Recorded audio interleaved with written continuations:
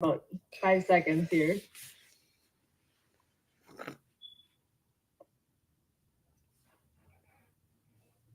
Welcome to Ability MKE Now. My name is Sue Rosoff, and here at Ability MKE Now, we are a show all about integration, bringing people with disabilities and people that don't have a disability together, enjoying life here in the Milwaukee area. We all have different abilities, and here at Ability MKE Now, we dive into this topic of diverse abilities. The concept of disability hits a wide range of possibilities. We could be talking about physical or mental disabilities, the deaf and hard of hearing community, blindness, chronic pain, mental health diagnosis, goals of substance use reduction, and the list goes on. We all have our own experience with disability, whether it's our own or with people we know or people we encounter in our daily lives. Here at Ability MKE Now, we break down the barriers and celebrate the ability in all of us. I can't even tell you how excited I am to have our guest joining us here this evening. One that has been on recently and is a good friend of the show, and one that for anyone who's been a follower of our show for a while will definitely recognize. So I am going to start out by bringing in Doug Cornfield. He is actually a bit of a legend in my little corner of the world. I know I've so enjoyed hearing him speak on so many different levels. The organization that he works with is one that is, oh my goodness, for the number of times, let me put it in this perspective, the number of times I have had the privilege of hearing Doug speak. He was on the Ability Huddle just a couple weeks ago, which is a morning program, about a half hour long. And again, for all the times I've heard the story when he told it again, I was tearing up. Like, I know this story, I can tell it, but when Doug tells all there is to tell, it really does hit home. So Doug, I'm going to bring you on in here. So excited for you to be here, and thank you for joining us tonight. It's good to be back in Milwaukee, because we did this show, we had the Pulling Each Other Along show during COVID. I guess we kind of filled in for a little while and got our feet wet with Dave Clark and Dave Geis, who is from the area, and Dave Stevens, and now we're back in Milwaukee. It's good to be back.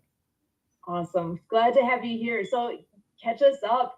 Tell us a little bit more about what's all been happening with D3 Day and all the good things you've been doing recently here. Because I know there's a big event coming up, as I recall, end of the month.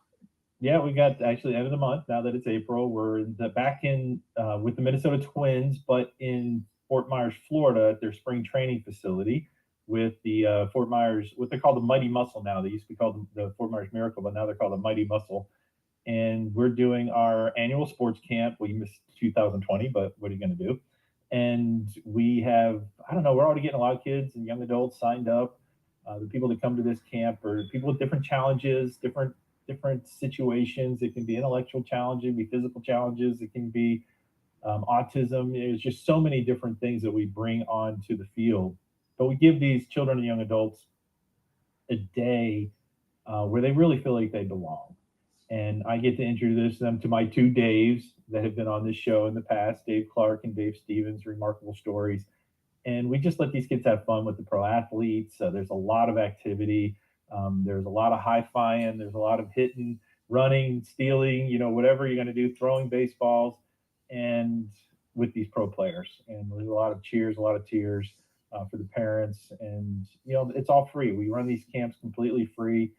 This year we're doing Fort Myers, Florida. We're planning to be in San Jose with the Giants organization out in California for the first time. Back in Rochester, New York. That's a big camp for us with the Miracle League field in greater Rochester, New York. And we'll be in Hudson Valley, New York, again with the Yankees is playing later this summer. And then we're trying to bring back, which it looks like it's on the schedule now, with the Binghamton, the AA team, Binghamton Rumble Ponies, which is in the Mets organization. And then we always do a camp here in our local area of Corning, New York. A few other things that we're working on that, so we're getting back on track.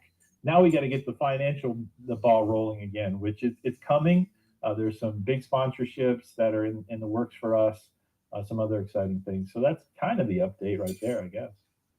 Excellent. Oh, and I've seen pictures, I've seen videos. I know you have a YouTube channel where You have some amazing clips in there where you can see. 'Cause for me, I know we're on radio, but I'm a visual person. Yeah, So when I see those smiles, when I see these kids and what they are doing that day, I know I can relate on what we do with our water skiing. yeah, Same sure. kind of a feel, but what you guys do actually, I mean, literally takes it to the next level, bringing these pro teams in and having that aspect added to this. Just the dynamic pieces that go with that is huge. What an impact. Yeah, and it really is. And this year's theme, so my T-shirts that we're going to have, they're going to say "Explore Potential," and that's Ooh. really what we want our theme this year. We've been saying that for a long time, but I really making that our theme because what we have found that there's in the folks of the disability world, the different challenges. My son, who was born with neither arm, and Dave Clark, who was a polio survivor that lost the use of his legs, and Dave Stevens, who is a seven-time Emmy Award winner, three-sport athlete who was born with no legs. So we have these representatives that didn't let their limitations necessarily define them and hold them back. And oftentimes, what we find, and as a parent of a child with some real significant needs, it's we got to get ourselves out of the way and let them explore their potential because they start dreaming just as like anybody else. Dave Clark, when he was just a young boy playing baseball in little league on crutches, started to dream about playing professional baseball. Well, that sounds absurd, but the one thing his parents didn't do is they didn't get in his way. And lo and behold, he wrote hand wrote every team in Major League Baseball back when he was a young man. Got a tryout with the Pittsburgh Pirates, pitching a knuckleball from his crutches, and he parlayed that into a 45-year career at every level of baseball, including Olympic coach, Atlanta Braves coach, coaching, playing, owning his own team, historic team, the Indianapolis Clowns, which was Hank Aaron's original team when there was still the Negro Leagues, the need for the Negro Leagues. And there's just so much that he did because his parents didn't hold him back and they let him explore the potential, even though there's some really touching stories you want to cry again, that, where his parents, of course, they doubted him. It's like he was 5'2" and he was playing on crutches. Of course, they doubted him, but they didn't show him the doubt, and they let him explore that potential. And of course, they even blew all expectations. Yeah, and so many of us can take so many lessons away just from that alone of let people live up to their potential and sometimes people don't know what they can do till they try. So hey, get out there and try. That's like with your camp. Go out there and try. Just Right. throw a ball. Go do it. Oh, roll a ball if you have to. It's whatever the first step is. Take We that have the first story. We step. just we just reconnected with this young man named Peyton, who was a young boy who had stiff joints. I don't know what it's called. I should remember all these things, but I guess I'm not a doctor, so I can't remember all these long terms. But he came to one of Dave's camps, and it was the first time he ever was given the opportunity to participate in sports.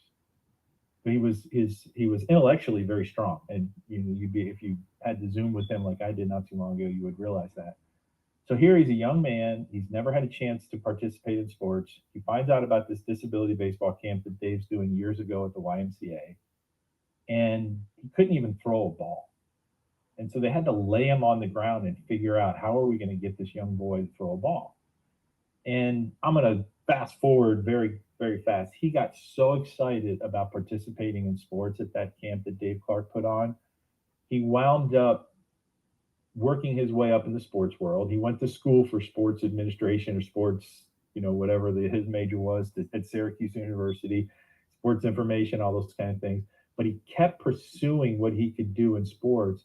And that young man is still traveling the world playing wheelchair soccer. He's been all over the world with wheelchair soccer.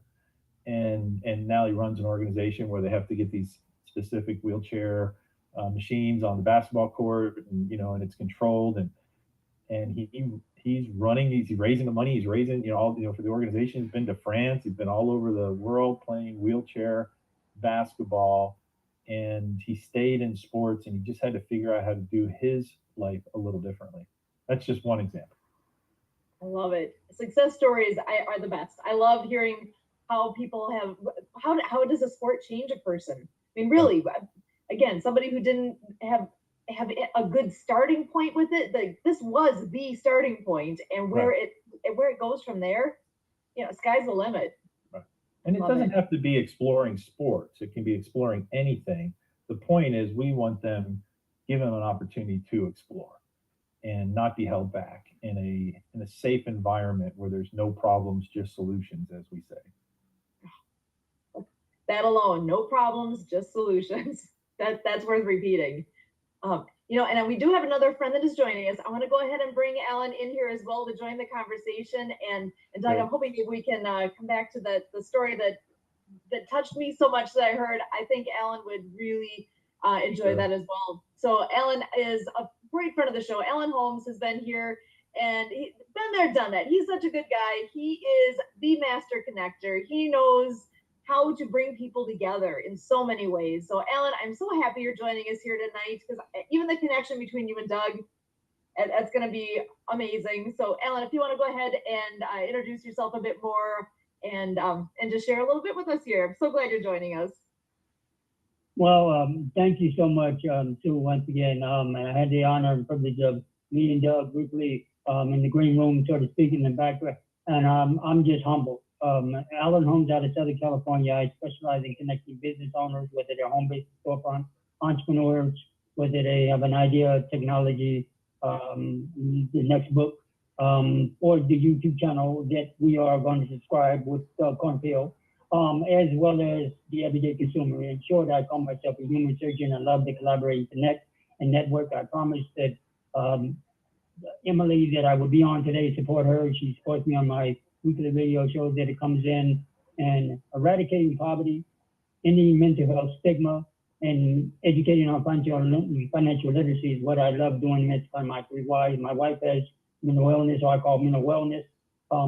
I know there are a lot of veterans that are just changing the world with their gift because I'm a 13 Bravo proudly honored veteran. So what Doug has proposed, very few things get me speechless, but I am so humbled. I've been taking all kind of notes. I'm old school, and I have so many different ideas going through my head with it. He is about to change the world. I actually had the honor and privilege when I was in the military to stop by one of the camps with the young kids in Germany when they have the Special Olympics and everything. So I applaud you, Doug, from California all the way to where you are. I'm saluting you, sir. You are changing the world, and I'm honored to be on the same stage as you. So, Sue, you know how I'm gonna stop yammering. Back to you. I'd like to hear the additional story of how Doug and the D3 is changing the world. Excellent. Well, and Doug, the story, I'm sure you know what story I'm referring to. It's I the know whole what concept story. of pulling each other along. Would you indulge us and share the Sure, story? sure. So just the quick backstory. I told you my son was born with no arms, and I got to meet Dave Clark 24 years ago. And this Dave Clark was a polio survivor. When I met him, he was just finishing up a coaching career in Sweden, where he had won 3 major championships in the major leagues of Sweden. And I'm meeting him, reading an article about him. He's from Corning, New York. I'm moving my family to Corning. I wanted to meet him because of my son. I wanted to find out about this guy. I was intrigued. And he was coaching at our local pro team not far away from Corning, New York, upstate New York here, when he had retired from the Swedish major leagues. And so with my son in my arms, who was only about 1.5 year old at the time, I went around the dugout after the game, asked Dave to see if he would talk to me, meet with me or whatever. And he said, of course, just give him a minute. And we kind of pieced this story together. So lo and behold, I got to meet this man. I got to be blown away by his story. I had no idea of a man that played 10 years in minor league professional baseball on crutches. And of course, as a father with a child with some really limitations, I wanted to know more. So we flash forward now. David become a friend. I had encouraged him to write a book about his life story. It's called Dave Clark, The Diamond in the Rough, The Dave Clark Story. And in chapter 2, he writes, it's a chapter that's called My Saviors, small s kind of thing. He talks about his father. There's a great story there. He talks about a phys ed teacher that changed his life. There's a great story there. But he talks about all this concern that was brought to him because his first grade teacher, right here in Corning, New York, where my granddaughter goes now, she in this school, the teacher said, "Hey, we got a field trip, and it's going to be 5 blocks away to the fire hall, and we're all going to walk there." And of course, they shared this about 2 weeks before. And so, for all of a sudden, this little boy that's 6 years old and walking on crutches, it became a nightmare for him. He was already being bullied. They called him Oleo, which he really, really hated.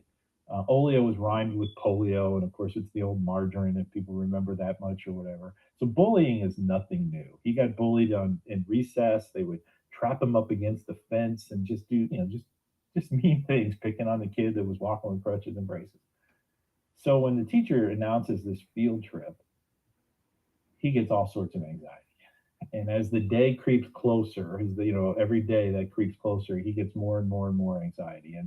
And Dave and I, of course, we talk on stage a bit now, and I still have to make sure that people aren't waiting on him. That's how much anxiety was built up because of the thought of being left behind, not being able to keep up, all those things that he was worried about as a 6-year-old with crutches and these heavy braces. So the day of the event comes, and he does what every good 6-year-old's going to try at least once, and that's faking his mom and dad out being sick. Well, he does the coughy cough thing, and of course that doesn't work. His mom says, "No, Dave, get ready to go to school right now." And so he gets off to school. The teacher finally calls the class to get in line, and Dave's last mode of defense was to go to the back of the line saying, "All right, maybe they'll just get ahead of me here, and they won't notice or whatever." And unknown to him, one of his classmates, Dave never forgot his name. His name is Ernie Pound. Ernie brought his radio flyer wagon to school that day to pull him and said, "Hop in, I'm going to pull you." And so that little act of kindness changed the whole day for Dave. Now all the kids, even the bullies, wanted to pull him. They made him feel like he belonged and he was included. And so that little act of kindness was never forgotten. So Dave shares it in this book, thanking this Ernie Pound.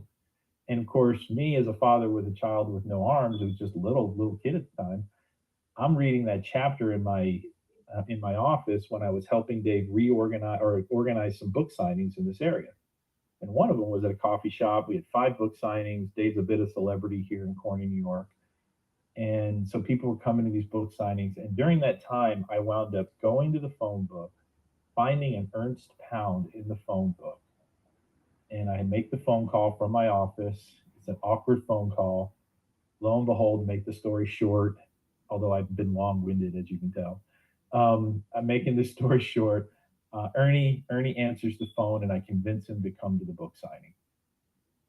And he comes to the book signing. He puts a book underneath Dave's nose. Dave says, "Who should I sign this to?" And Ernie just looks at him and says, "Sign this one to Ernie Pound." And of course, the emotions got lit. And so we shared that story. Dave and I weren't business partners at the time. He was actually my client at Merrill Lynch, and I just caught that on video. So if you want to get all teary-eyed again, you can go to the Pulling Each Other Along YouTube page. That's a good place to find it. The Pulling Each Other Along origin story, or whatever I have it listed under. And you'll see that reunion, and you see real emotion, because I brought these 2 men together. And so one of the things, and I know on the radio you're not going to be able to see this, but I actually have a children's book called A Pound of Kindness. And I'm a little, I don't know, biased here, but this is a story that should be in every child's home, because it's an anti-bullying story without saying the word bully. It's just what you should be doing. Looking out for children, looking out for others, caring, doing those one little small steps that might help them, and changing the day, and literally changing the world because of kindness. I absolutely love it. The difference that has made. I'm just thinking Ernie as a little 6-year-old, being so beyond his years, and thinking, I'm going to do something fun and bring in my wagon. He had no idea how many lives he was going to touch by that one gesture that he did out of the pureness of his heart. And I am grateful that was the story, and that I'm like, I Yeah. love that. One, It's one so point that I inspirational. missed, one key point that I missed is that Ernie's family had left the area in first grade. And Dave and he had not seen each other for 45 years. So Ernie didn't know that Dave went on to do all these crazy things, playing baseball, managing teams, owning teams, all those kind of things. And when Ernie and I met, or even on the phone call, Ernie remembered the wagon. That's why he came to the book signing, because he didn't remember Dave. He didn't know Dave, but he remembered the wagon. And then, as it would be, the ironies of all irony, in my opinion, is that Ernie told me he was a professional pitcher. Oh, really? Wow. So I've kind of led you down a unique road, but Ernie is a professional Hall of Fame horseshoe thrower, professionally paid horseshoe thrower that has made money in the game of horseshoes. So they're both very unique pitchers, let's say. How cool is that? Okay, now so you just opened another whole thought in my head of I didn't know that was a professional sport. That is so cool. So there's so many things out there that unless we are able to share, how do we know? And I want to turn this over to Alan for just a minute here and see what thoughts you've got on your mind, because I know your mind is going here. And what do you have on the top of your mind? Well, and your listeners are probably going to get a kick out of this. Very few things get me speechless, but and I will go be looking at Doug's pullets of YouTube. Doug, I'm going to say first of all to your little one, to your son, I know he's going to change the world, and if I don't watch it, I'm going to get teary eyed because when you have a child, my wife, I love her that she's just an amazing soul, that she's been told all her life that she can't do anything because of her disability. She has ADHD, bipolar schizoaffective, and ADHD, bipolar 2, schizoaffective, which was changed with schizophrenia, and PTSD. So when she tells me that she wants to open up a new petting resort, then I know that it's going to be okay. And so I know your son is going to turn around and change the world with everything he does. And I'm sending you all kind of love from California, New York. And the story of Ernie and Dave, oh my goodness.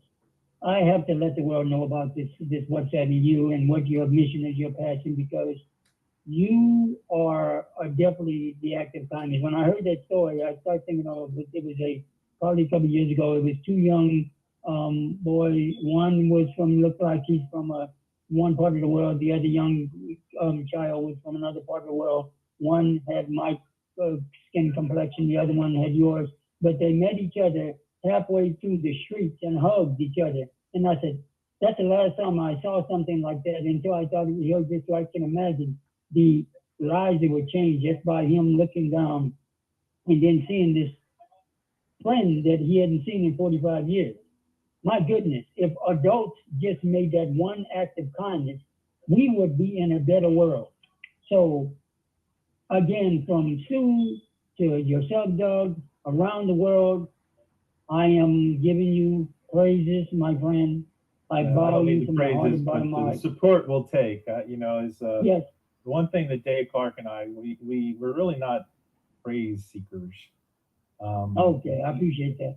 We want to, Dave especially, I mean, he's got one of the most extraordinary, I call it the greatest, mostly unknown sports story. If you look into his sports story, it is extraordinary. I mean, if you're any kind of athlete, even if you're not, to play 10 years in minor league professional baseball on crutches and the story basically be not known, the disability world needs to know about this story because of what I'm talking about. The parents need to know because you can succeed even if you got to do things differently.